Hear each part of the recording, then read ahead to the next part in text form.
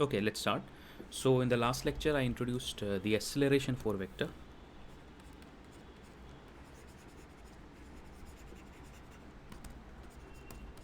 ठीक है, आप लोगों को याद होगा मैंने क्या बताया था. I said that the acceleration 4 vector just has the components gamma and c d gamma upon dt. This is the time component, and gamma a, where a is the ordinary acceleration, plus v d gamma upon dt. ये है आपके acceleration 4 vector. यहाँ पे this is the ordinary acceleration components.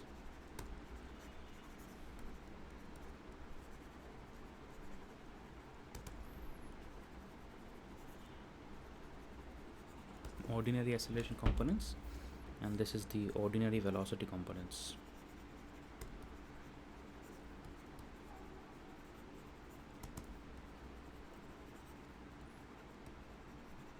ठीक है, so this is the acceleration 4 vector. Now इससे related acceleration 4 vector से related आप transformation equations भी prove कर सकते हैं. आप you can find out the various other things like scalar invariant, dot product, etc. But मैं एक चीज़ prove करना चाहूँगा, which is the orthogonality between the velocity 4 vector and the acceleration 4 vector. So exam में ये क्वेश्चन आ सकता है. It usually comes, prove that the velocity 4 vector is perpendicular to, orthogonal to the acceleration 4 vector.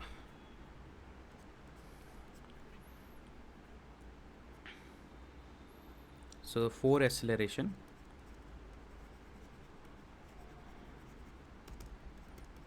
is always orthogonal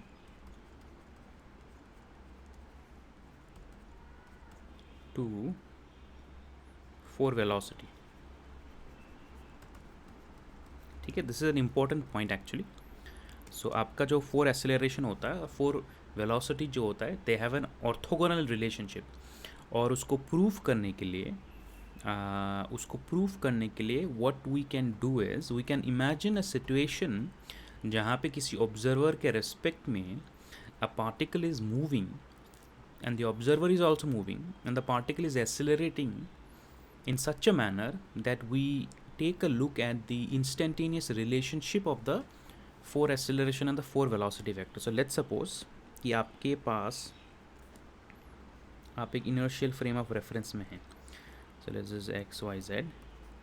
ठीक है, you are in an inertial frame of reference and there is a particle which is let's suppose moving. ठीक है, तो आप भी motion में हैं. ठीक है, आप किसी यूनिफॉर्म वेलोसिटी में हैं, पार्टिकल जो है एक्सेलरेट कर रहा है. ठीक है, आप किसी यूनिफॉर्म वेलोसिटी पे है, पार्टिकल एक्सेलरेट कर रहा है. तो we are going to look at that instant जहाँ पे आपकी वेलोसिटी और पार्टिकल की वेलोसिटी बराबर है. उसको बोलते हैं मोमेंटरली को moving reference frame. We are going to look at a situation of momentarily को मूविंग रेफरेंस फ्रेम. मतलब कि फॉर एग्जांपल लेट्स सपोज आप गाड़ी चला रहे हैं. ठीक है, आप गाड़ी चला रहे हैं 50 किलोमीटर्स पर आवर पे. ठीक है, 50 किलोमीटर्स पर आवर पे आप गाड़ी चला रहे हैं, तो एक बगल से बाइक जाती है. ठीक है, बाइक पहले 10 किलोमीटर पर आवर पे होती है, वो एक्सीलरेट कर रही है. ठीक है, उसके बाद थोड़ी देर बाद वो 30 किलोमीटर पर आवर पे होती है, वो एक्सीलरेट कर रही है. और उसके बाद आपके बगल में जाती है तो वो 50 किलोमीटर पर आवर होती है, वो एक्सीलरेट कर रही है. फिर उसके बाद 70 किलोमीटर पर आवर हो जाते हैं, वो एक्सीलरेट कर रही है. जो बाइक है वो एक्सीलरेट कर रहा है और आप जो एक कांस्टेंट वेलोसिटी में जा रहे हो. तो एक ऐसा इंस्टेंट हम क्रिएट कर सकते हैं जहाँ पे दोनों की वेलोसिटी बराबर है. Are you understanding? Let's suppose कोई पार्टिकल है वो एक्सीलरेट कर रहा है. ठीक है, और आप जो है एक इनर्शियल ऑब्जर्वर हैं, you are moving with a constant velocity. तो we can find out a momentarily को moving reference frame such that at that particular instant वो जो पार्टिकल की एब्सोल्यूट मैग्नीट्यूड ऑफ वेलोसिटी है और आपकी जो एब्सोल्यूट मैग्नीट्यूड ऑफ वेलोसिटी है वो बराबर है. बराबर है एज इन आपके रेस्पेक्ट में उसकी वेलोसिटी जीरो है basically. over a period of time this is non-inertial, but at that particular instant we can say that this momentarily co-moving inertial reference frame. Does this make sense? Yes, sir. Okay. So in a momentarily co-moving reference frame, the particle is at rest compared to the observer, even though the particle is accelerating actually. Particle जो accelerate कर रहा है, but in that instant, the particle is at rest with respect to the inertial observer,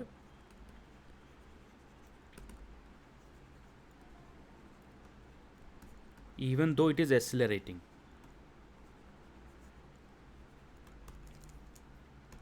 Even though it's accelerating.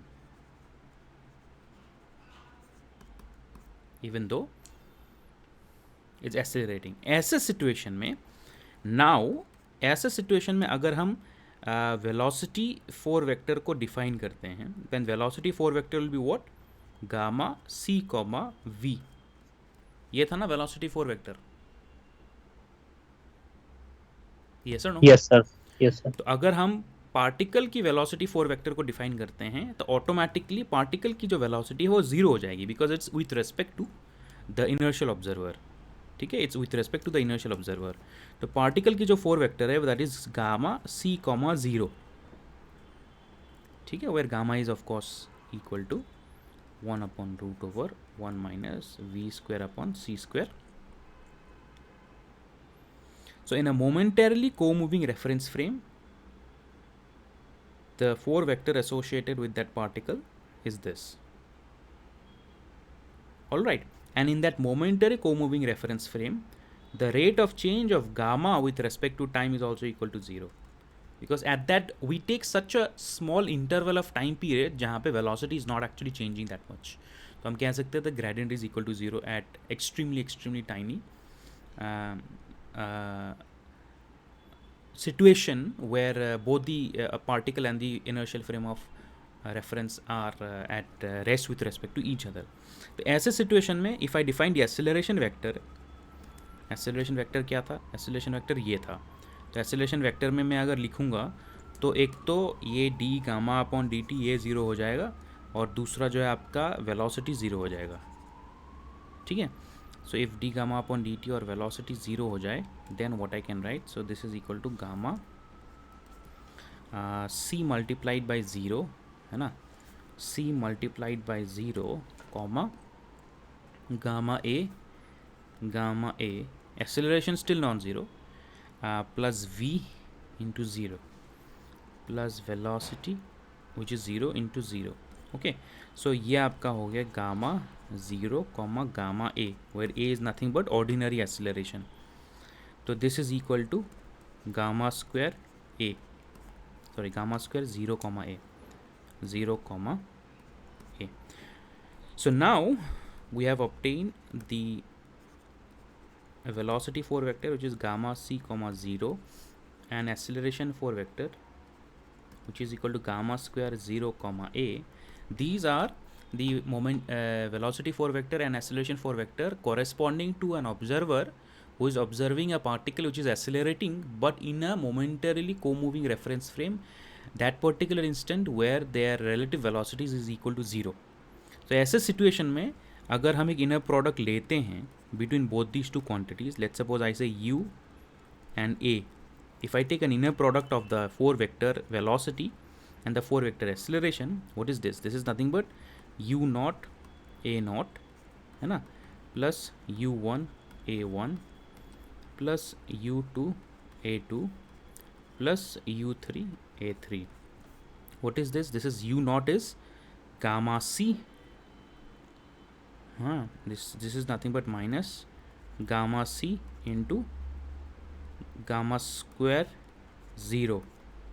ठीक है, तो 0 हो जाएगा, plus u1 is gamma 0, a1 is gamma square a x होगा, प्लस ये हो जाएगा gamma 0 gamma square a y हो जाएगा, प्लस गामा 0 गामा स्क्वायर ए जेड हो जाएगा। तो ये तो पूरा ज़ीरो हो गया ना, ये ज़ीरो है, ये ज़ीरो है, ये ज़ीरो है, ये ज़ीरो है।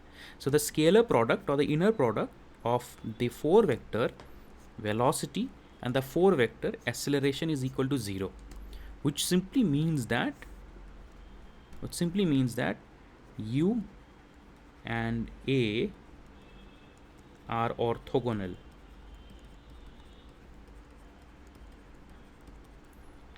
with respect to each other. This is an important result that usually exam में पूछा जा सकता है. They may ask you that prove that the inner product of the four velocity and four acceleration are is equal to 0, that is they are orthogonal to each other. So in a sense this is an invariant quantity also.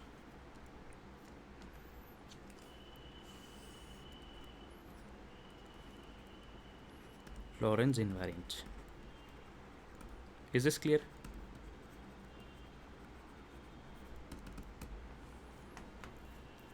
Clear है बेटा ये चीज़, ये question आ सकता है इसलिए मैं बता रहा हूँ. They can ask you this specific question.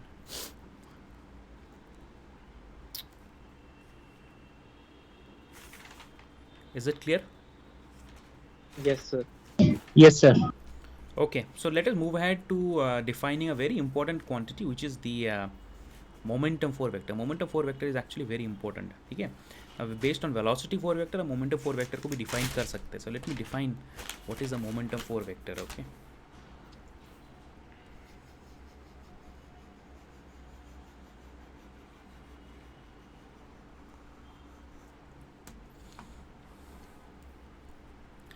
so we will say this as relativistic energy and momentum relationship.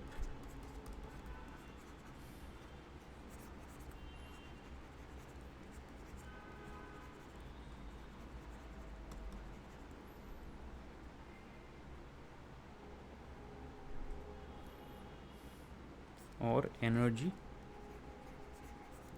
Momentum 4 vector.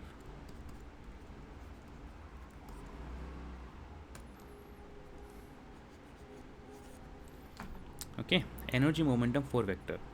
So now usually जब आप नॉन रिलेटिविस्टिक मैकेनिक्स में मोमेंटम को डिफाइन करते हैं तो कैसे डिफाइन करते हैं? Momentum is equal to what? Momentum is equal to let's suppose rest mass जिसको हम बोलते हैं टाइम्स वेलोसिटी, है ना. You define momentum in non relativistic and even in relativistic cases when जहाँ पे 4 वेक्टर नहीं डिफाइन करते, mass times velocity, where you take the rest mass times the velocity. ठीक है ना. Rest mass is Lorentz invariant. अगर हम 4 vectors में मोमेंटम को डिफाइन करना चाहते हैं तो हमें प्रॉपर 4 वेक्टर लेना पड़ेगा या फिर हमें प्रॉपर वेलोसिटी लेनी पड़ेगी, because only a proper velocity is Lorentz invariant, है कि नहीं. जो 4 वेक्टर्स है they are invariant under Lorentz transformations. तो अगर हम प्रॉपर वेलोसिटी लेंगे और रेस्ट मास लेंगे तब जा करके हम एक मोमेंटम 4 वेक्टर क्रिएट कर सकते हैं. Okay, so therefore momentum 4 vector is equal to आपका जो रेस्ट मास है multiplied by the 4 vector velocity. That's it. This is all. जो आपका मोमेंटम 4 वेक्टर है that is just the rest mass multiplied by the proper velocity. जो rest mass है आपका it is automatically Lorentz invariant. जो proper velocity है उसको हमने डिफाइन ही ऐसा किया है कि इट्स लॉरेंज इनवेरिएंट. तो हमें जो 4 वेक्टर मिलेगा it will also be automatically Lorentz invariant.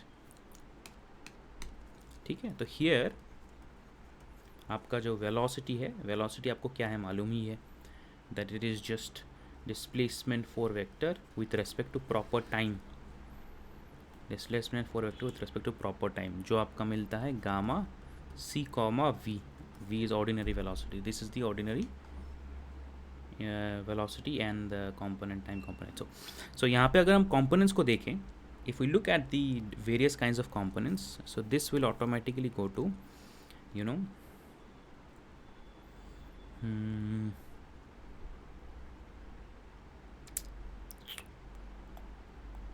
gamma m naught c comma m naught v. Okay, m naught multiply हो जाएगा अगर आप मोमेंटम को देखें. So let's first take a look at the time temporal component. So if you look at the temporal component,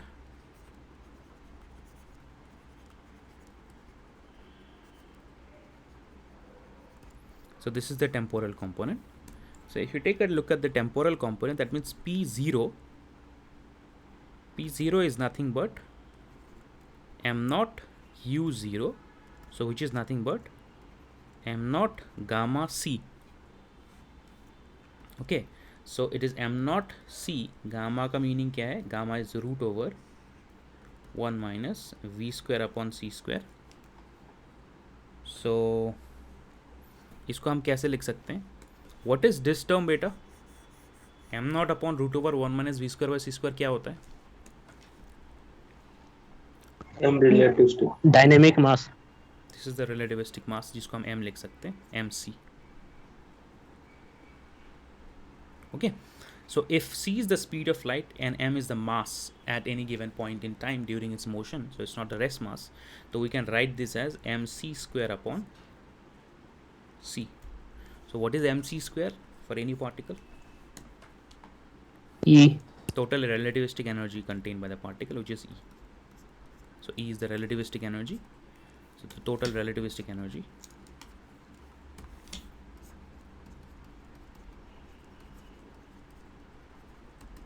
कोई भी particle motion में होता है तो E is the total relativistic energy contained by the particle of the particle.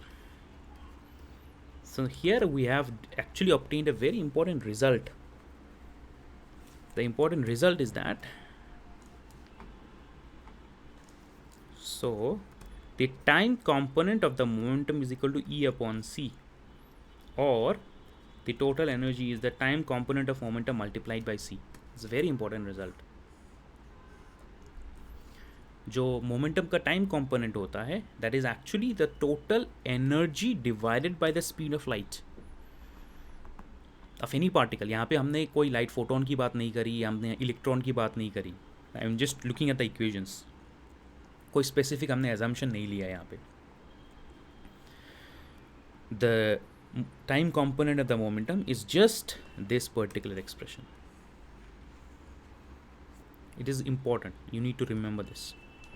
ठीक है. Similarly, if you look at the spatial components, then what's going to happen?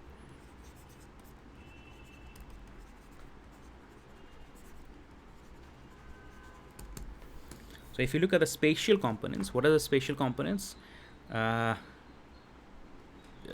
P, let's suppose सिर्फ factor को देखते हैं. It's just gamma m naught v है बस, is equal to gamma m naught v है. V आपका क्या हो सकता है? वी आपका वी एक्स हो सकता है, वी वाई हो सकता है, वी जेड हो सकता है. तो ये आपका हो गया gamma m naught v x, gamma m naught v y, gamma m naught v z. तो ये गामा एम नॉट क्या है? Gamma m naught again it is just the relativistic mass. Gamma m naught is equal to m naught upon root over 1 minus v square upon c square. तो इसको हम लिख सकते हैं गामा m naught को just m vx, m vy, m vz. What are these terms? This is just ordinary relativistic momentum.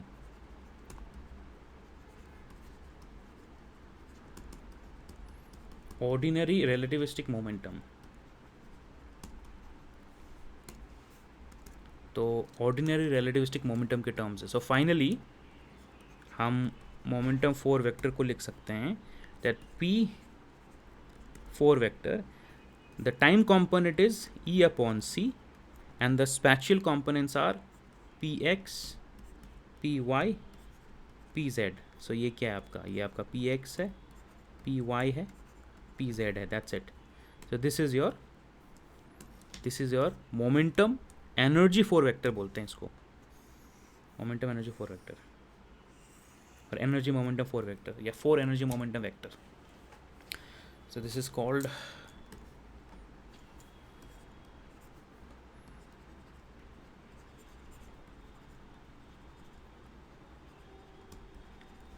energy momentum 4 vector, या just simply momentum 4 vector. ठीक है. हम इससे रिलेटेड बहुत सारे कैलकुलेशंस करेंगे and it's actually very important quantity, but right now we are just defining these quantities. Is this clear? Will you be able to remember this? Relative से energy momentum क्या है? बहुत सिंपल है.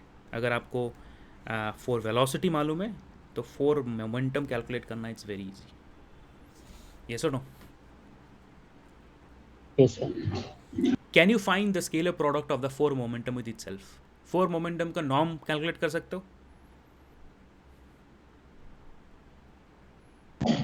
Yes, sir, कर लेंगे. बताओ, जल्दी से बताओ, 2 मिनट में मुझे कैलकुलेट करके बताओ. Let me see if you remember how to do it. Calculate the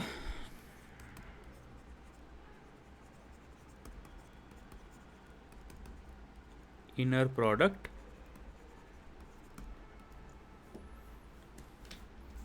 P mu. इसकी वैल्यू क्या है बताओ?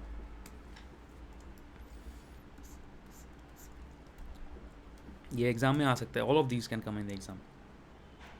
Sir minus e square by c square plus m square v square.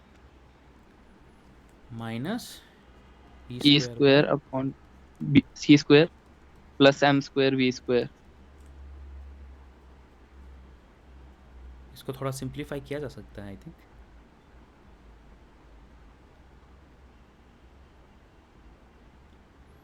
It can be further simplified यार.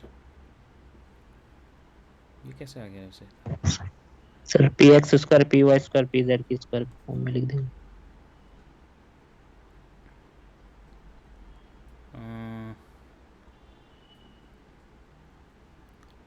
थोड़ा simplify करके बताओ मुझे.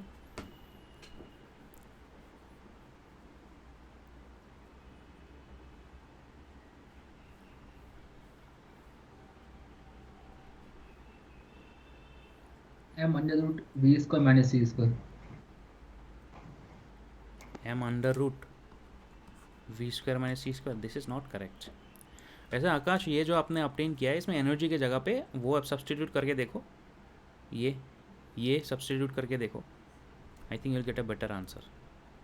सम terms will get cancelled out. Sir temporal momentum का कंपोनेंट कह रहे हो आप एनर्जी की जगह सब्स्टिट्यूट करने को? हाँ, उसमें से तो ये फिर सिंप्लीफाई हो जाएगा. सर फिर आएगा P square minus p naught square. P square minus p naught square. Okay,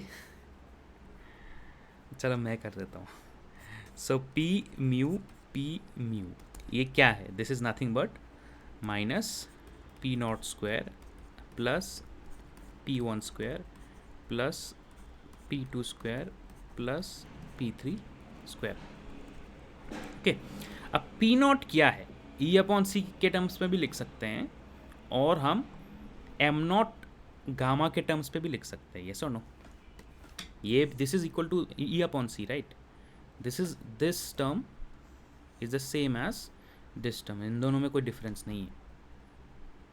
या यस सर. तो एम नॉट गामा सी के टर्म्स पे लिख देते हैं, बिकॉज उससे क्या होगा, ई अलग से सेपरेट टर्म नहीं बनेगा, सिंप्लीफाई हो जाएगा.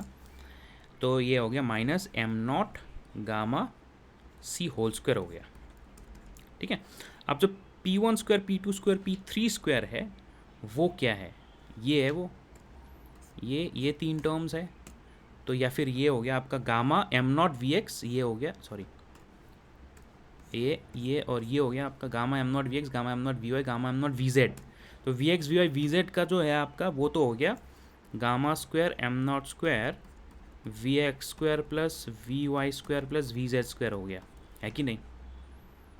P one square plus p two square plus p three square is equal to gamma square m naught square common ले लिया तो v x square plus v y square plus v z square हो गया. Yes?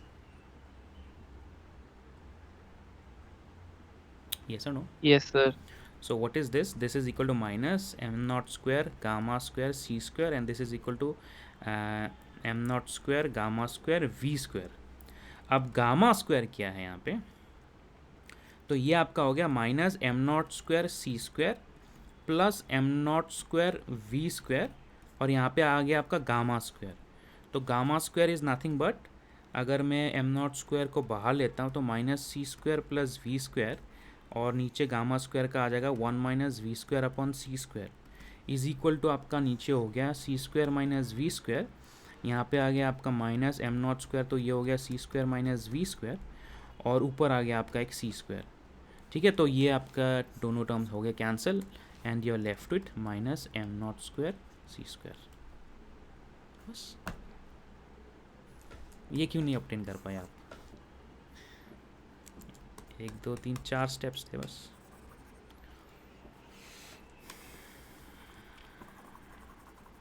अगर आपको याद होगा, मैंने बताया था कि जो इनर प्रोडक्ट होता है किसी भी 4 वेक्टर का, it is in a manner that looks like it is Lorentz invariant. This is Lorentz invariant. Yes और no? Yes, sir. Under a Lorentz transformation, this does not change. Why? m naught is a constant, c is a constant. किसी भी particle के लिए m naught change थोड़ी ना होता है, c थोड़ी ना चेंज होता है. So it's a constant and it's a property of the 4 vector. अगर आप कोई भी 4 वेक्टर का नॉर्म फाइंड आउट करने के लिए दे रहे हैं तो उसको इस फॉर्म में लेके आइए दिख के ही मालूम चले कि वो इन्वेरिएंट है, बिकॉज उसका प्रॉपर्टी है, वो इन्वेरिएंट होना ही पड़ेगा. Some sort of a calculation आप करके, सब्सटीट्यूशंस करके, you figure it out that is invariant. It has to be invariant. ठीक है, by definition, otherwise it's not a 4 vector.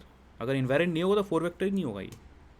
ठीक है, so this is very important. So finally ये याद रखना पड़ेगा आपको.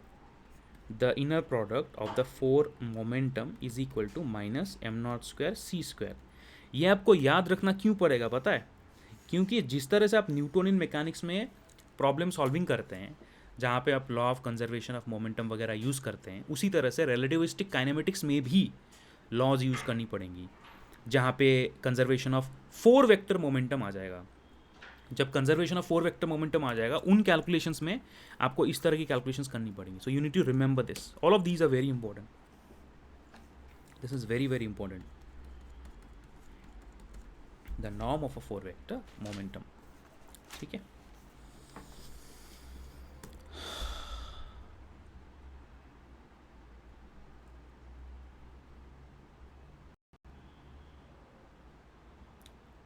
ठीक है, क्लियर है? Yes, sir. यहाँ से Yes, sir. थोड़ा सा हम और थोड़ा सा इक्वेशंस को लिख करके we can actually obtain another equation. यहाँ पे मैंने क्या किया था, ये मैंने सब एम नॉट गामा सी के टर्म्स पे लिखा था, ना कि ई अपॉन सी के टर्म्स पे. अगर मैं ई अपॉन सी के टर्म्स पे लिखूंगा तो I will end up getting another expression which is very fundamental to relativistic mechanics, जो आपने पहले भी किया है, फाइंड आउट किया है. तो मैं बताता हूँ कैसे करते हैं. सो now we can also show that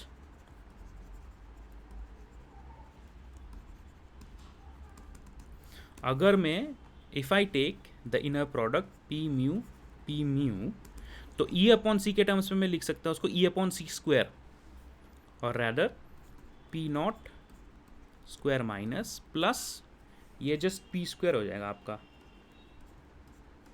ठीक है, तो माइनस पी नॉट स्क्वायर क्या हो गया, ई अपॉन सी स्क्वायर हो गया आपका, है ना. ये ई अपॉन सी स्क्वायर हो गया, और पी स्क्वायर क्या हो गया, पी स्क्वायर आपका हो गया gamma square m naught square v square. Gamma square m naught square v square, है ना, जैसे मैंने यहाँ पे ऑब्टेन किया था, ये gamma square m naught square v square. तो अब पी ये क्या है, ये तो फिर ये हो गया ना, ये आपका है minus m naught square c square. Yes, so what is this, this is equal to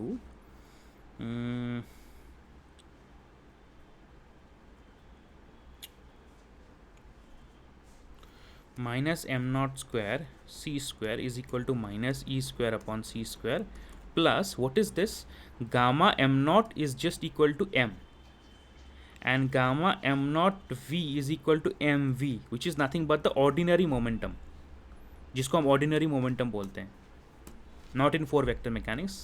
So this is ordinary momentum, p square हो गया ये, है ना. सो ये this is equal to minus m naught square c to the power 4 is equal to minus e square plus p square c square, which gives us the very famous expression E square is equal to m naught square c to the power 4 plus p square c square. यही तो आप calculate करते हो. In relativistic mechanics, the total relativistic energy is equal to square root of m naught square c to the power 4 plus p square c square, जहाँ पे p क्या है, p आपका जस्ट मोमेंटम है, ordinary momentum which is define in this manner, mass and velocity. M naught क्या है, rest mass है. ई क्या है, टोटल रिलेटिविस्टिक एनर्जी है. दिस इज, तो उसको हमने 4 वेक्टर के स्केलर प्रोडक्ट से दिखा दिया. We showed this from the 4 vector scalar product. ठीक है.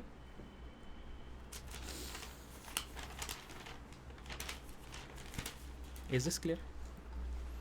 Yes, sir. All right. Now ये जो मैं आज डिस्कस कर रहा हूँ ये बहुत इंपॉर्टेंट है, बट ये आपको नेक्स्ट 2-3 क्लासेस में मालूम चलेंगी. अभी क्या है, मैं सारे क्वांटिटीज़ को डिफाइन कर रहा हूँ, तो आपको लग रहा है कि जस्ट डेफिनेशंस हो रहे हैं, बट एक्चुअली डेफिनेशंस इसलिए क्योंकि पहले तो डिफाइन करना पड़ेगा, बाद में जाकर के हम इसको कैलकुलेशंस में यूज़ करेंगे. तो I am just defining it all these things today. So let me define one more quantity before I just have 10 minutes left. सो हमने डिस्प्लेसमेंट डिफाइन कर दिया, हमने वेलोसिटी डिफाइन कर दिया, हमने एक्सेलरेशन डिफाइन कर दिया, हमने एनर्जी मोमेंटम रिलेशनशिप भी डिफाइन कर दिया है. Now let us also define force, and then उसके बाद जो है हम प्रॉब्लम सॉल्विंग में जाएंगे.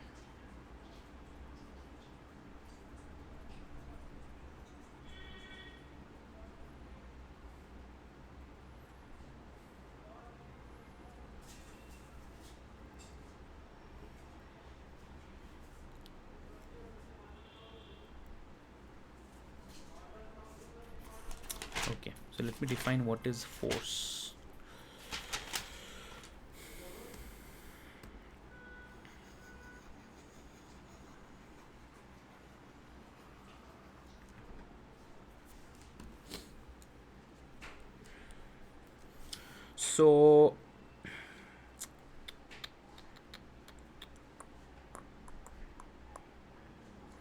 So in non-relativistic dynamics,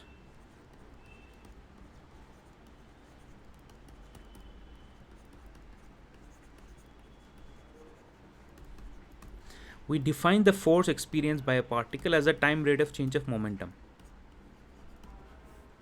ठीक है, we define the force experienced by a particle as a time rate of change of momentum. Now अब हमने four momentum define कर दिया, तो 4 force भी define कर सकते हैं ना. We can say that the time rate of change of 4 momentum. लेकिन वो हम टाइम कौन सा लेंगे? Proper time. Proper time. Very good, proper time लेंगे. ठीक है. सो we have obtained that the 4 momentum is equal to E upon C and the relativistic ordinary momentum, and the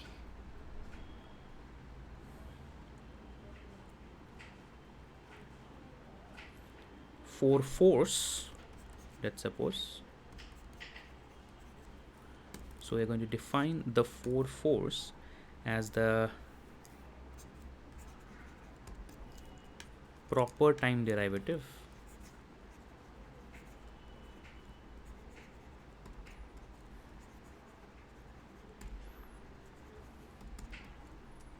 of 4 momentum.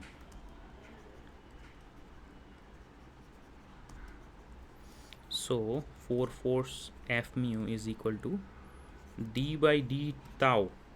Okay, so dt is equal to gamma d tau, time dilation formula, this p to the power mu. So this way I can define what is proper force. So यहाँ पे क्या आ जाएगा, d upon d tau आ जाएगा, और आपके अंदर क्या आ जाएंगे, e upon c भी लिख सकते हैं, या फिर आप लिख सकते हैं गामा एम नॉट सी और gamma m naught v, which is the ordinary velocity. So this is nothing but d upon d tau mc and mv, m as in relativistic mass. So this can be written as gamma d upon dt mc mv. t मतलब we are looking at the time period measured by the observer, ना कि the time period measured by the particle. This is equal to gamma d by dt of mc and d by dt of mv. Okay. So what this actually turns out to be,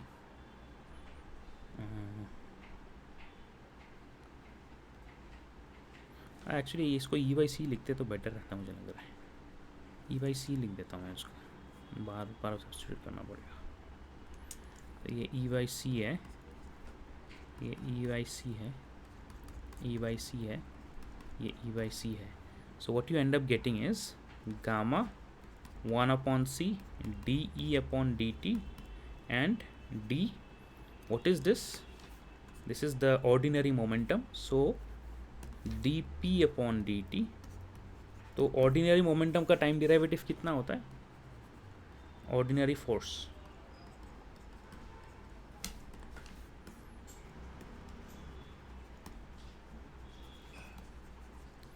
So therefore the four vector for force is F mu is equal to gamma 1 upon c de upon dt, time derivative of the energy and the ordinary force. This is your 4 force.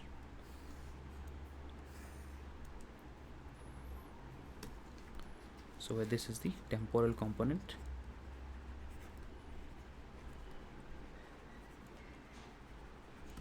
And this is the ordinary force.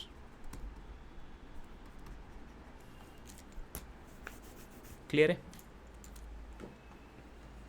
Yes sir. Now ordinary force का momentum के साथ जो relationship है वो basically ये है कि कोई भी ऑब्जेक्ट अगर किसी उसके ऊपर फोर्स नहीं लगता है तो ऑटोमेटिकली जो है वो उसका मोमेंटम कांस्टेंट रहता है, और जब फोर्स लगता है तो मोमेंटम चेंज होता है in such a manner that the time derivative of the momentum is equal to force. तो the Newton second law is actually very intrinsically linked to the conservation of momentum principle. In fact, in certain situations, we can consider the conservation of linear momentum, let's suppose, to be much more fundamental than Newton's second law itself. कोई भी object जिसके ऊपर force नहीं लगती है उसकी momentum constant रहती है, और जब फोर्स लगती है तो momentum is changes in the manner that f is equal to d p upon d t. तो उसी तरह से हम 4 वेक्टर्स में भी हम we can talk about 4 momentum and the idea of force acting on it. So there is what is known as the conservation law of momentum. Now I have not yet proved it to you, but actually क्या होता है कि जब आप relativistic dynamics में जाते हैं, relativistic dynamics में जाते हैं तो कभी आपने कोई ऐसा प्रॉब्लम किया है जहाँ पे conservation of momentum को यूज़ किया हो? Have you actually done any problem like that?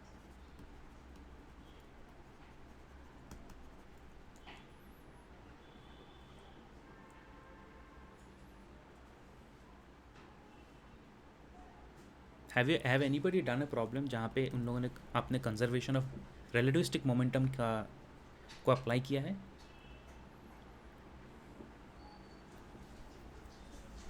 Sir life time of a particle में जब वो ब्रेक हो जाता पार्टिकल तो वहाँ पे अप्लाई करा है शायद. 4 मोमेंटम नहीं, नॉर्मल ऑर्डिनरी हाँ मोमेंटम. रिलेटिविस्टिक मोमेंटम हाँ, बोल रहे हो ना. ऑर्डिनरी रिलेटिविस्टिक मोमेंटम, हाँ सर उसी को. उसमें आपने कंजर्वेशन ऑफ मोमेंटम अप्लाई किया है? हाँ सर कुछ प्रॉब्लम्स में किया है. मैं इसलिए पूछ रहा हूँ क्योंकि एक्चुअली होता नहीं है. It can be shown that conservation of relativistic momentum does not hold true. Sir अब मेरे को याद नहीं है एग्जैक्टली कहाँ पे यूज़ किया है, लेकिन किसी एक प्रॉब्लम में मैंने वो लगा के सॉल्व किया शायद. ओके, एक्चुअली जो प्रॉब्लम आप बोल रहे हो डीके ऑफ पार्टिकल, उस पर कंजर्वेशन ऑफ 4 मोमेंटम यूज़ करते हैं, तो मे बी वहाँ का ऐसा कुछ कॉन्सेप्ट लगा था. तो what I am saying is that जब आप कंजर्वेशन लॉस की बात करते हैं तो कंजर्वेशन लॉ में जब कंजर्वेशन ऑफ मोमेंटम की बात करते हैं तो the momentum that you talk about that we refer to is the conservation of 4 momentum. Conservation of the magnitude of 4 momentum. ठीक है, हम पी म्यू की बात करते हैं. हम प्रॉब्लम्स करेंगे, DK of unstable radioactive particles का प्रॉब्लम करेंगे. इनफैक्ट मेरे पास शायद कैलकुलेशंस थी या नहीं थी, I don't know, may be it can be shown that the momentum relativistic momentum conservation does not hold true for ordinary momentum, but it holds true for 4 momentum. 4 momentum के साथ हम इसको we can make sure that it holds true. Okay, so उससे related अगले जो हमारे पास की क्या क्या प्रॉब्लम्स है, we have various problems like we have Doppler effect है, we have Compton effect, we have collisions, we have decay of unstable particles, बहुत सारे अलग अलग प्रॉब्लम्स है, and we will do all of those problems using the concepts of 4 vectors. Conservation of 4 momentum हो गया, force vector हो गया, या फिर लॉरेंस ट्रांसफॉर्मेशंस हो गई, या वेलोसिटी वेक्टर हो गया. तो हम सिर्फ 4 वेक्टर्स को यूज़ करके ही ये करेंगे. नाउ एक और टॉपिक है मिन्काउस्की स्पेस टाइम. मिन्काउस्की स्पेस टाइम मैं पहले करूँ या बाद में करूँ? मिन्काउस्की स्पेस टाइम मैं पहले ना ये रिलेटिविस्टिक डायनेमिक्स कर देता हूँ फ्रॉम नेक्स्ट क्लास. मतलब इन सब को यूज़ करके फिर कंटिन्यूटी बन जाएगा. ये सारा कुछ यूज़ करके रिलेटिविस्टिक काइनेमेटिक्स से जो प्रॉब्लम्स है वो कर देंगे. Then you will feel more comfortable कि ये क्या हो रहा है. फिर मिन्काउस्की स्पेस टाइम जो ज्योमेट्रिकल एनालिसिस है, कि बेसिकली ज्योमेट्रिकली आप मिन्काउस्की स्पेस टाइम में कैसे कैलकुलेशंस कर सकते हो, वो भी थोड़ा सा टॉपिक है आपका. वो मैं उसके बाद कर दूँगा क्योंकि वो थोड़ा सा अलग टॉपिक हो जाएगा. ठीक है, ठीक है, फिर आज के लिए इतना ही है. Do you have any question? Hello sir. हाँ बताइए. Sir, you have written F vector equal to dp vector upon dt, where p vector is the relativistic momentum. So what is the meaning ordinary force? कहाँ पे E vector is नहीं, E तो vector नहीं है, E is total energy. No sir, F vector. हाँ, You have written force equal to dp upon dt, where p is the relativistic momentum. Then what is the meaning of ordinary force? आपने first year में ये derivation नहीं किया था? कौन सा? P को आपने mv लिख दिया, mv के जगह पे आपने m naught v upon root over 1 minus v square upon c square लिख दिया. फिर आपने dp अपॉन dt को फोर्स के टर्म्स पे नहीं लिखा था. फोर्स आया था समथिंग लाइक क्या आया था यार मेरे पास, something like to the power gamma to the power 3/2 something ऐसा करके एक्सप्रेशन. Yes sir. वही तो है, वही ऑर्डिनरी फोर्स है.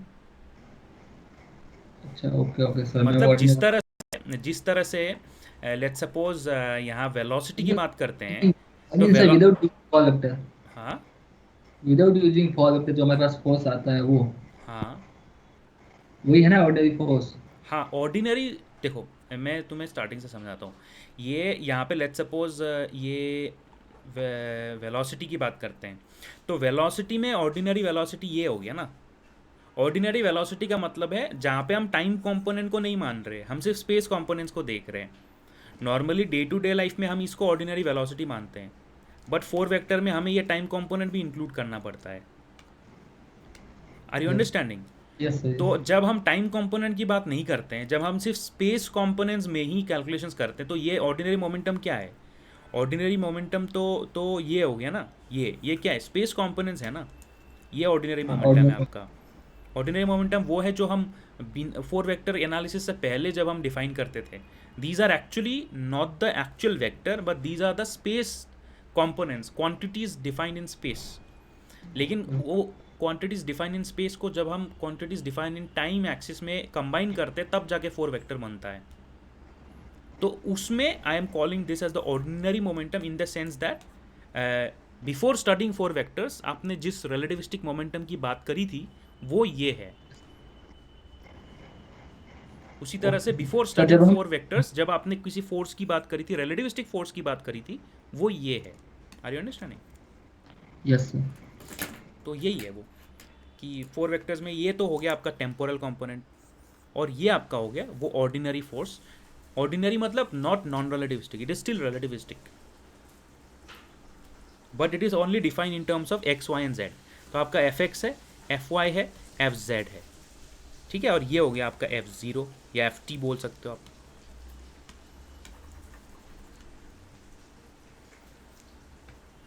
ठीक है मानक।